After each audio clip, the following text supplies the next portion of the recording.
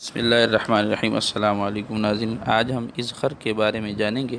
عربی میں اسے ازخر، فارسی میں کاہ مکی یا گورگیا، مرہٹھی میں سوگند، گجراتی میں روش، بنگالی میں روشیل، ہندی میں گندھیل یا روسا گھاس، سندھی میں سسئی جوبتر، جبکہ انگریزی میں اسے لیمن گراس کہا جاتا ہے۔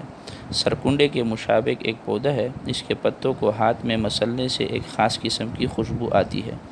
اس کا شگوفہ اور جڑ بطور دوا مستعمل ہے۔ اس کی جڑ اور پھولوں میں سے لطیف اور تیز بو آتی ہے۔ ہندوستان میں جو ازخر ہوتا ہے اس کو گندھیل کہتے ہیں۔ حجازی ازخر اچھا ہوتا ہے اور اس کو ازخر مکی کہتے ہیں۔ رنگ سبز خوش رنگ، ذائقہ تلخ اور تیز، مزاج گرم خشک دوسرے درجہ میں، مقدار خوراک 5 تا 7 ماشا۔ مقام پیدائش سینٹرل انڈیا، راجپوتانہ یعنی ہندوستان، عربستان، بہاولپور یعنی پاکستان، ٹراونکور اور کوچین۔ مصلح سندل سفید۔ افعال استعمال: منزج اغلاظ غلیظہ، مفتح صدد، محلل اورام، کاسر ریاح، دافع تشنج، مدر بول و حیض، مقوی معدہ و قابض۔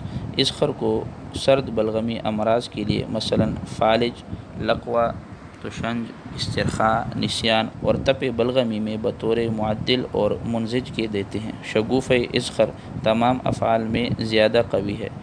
موسمی بخاروں اور بلغمی امراض میں اس کا جوشاندہ کثیر النفع ہے۔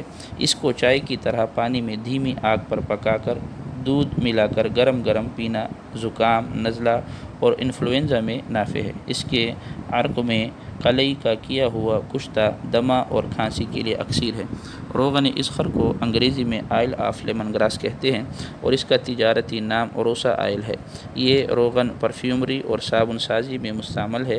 دواءً بطور کاسر ریاح اور دافع تشنج، نفخ شکم، کولنج اور ہیضہ میں بھی مقبول ہے۔ ایک حصہ روغن کنجد 2 حصہ میں ملا کر کمر درد، وجع المفاصل، چوٹ کے درد کے لیے مالش کرتے ہیں، نیز یہ غیر سمی یعنی زہریلا نہیں۔ معزز سامعین، مزید طبی رہنمائی کے لیے ہمارے دیے گئے واٹس ایپ نمبر پر رابطہ کریں اور اسی طرح کی مزید معلوماتی ویڈیوز حاصل کرنے کے لیے ہمارے چینل کو سبسکرائب کریں اور ہمارے ہر آنے والی ویڈیو کو لائک اور شیئر کریں اور بیل آئیکن کو دبانا نہ بھولیں۔ شکریہ۔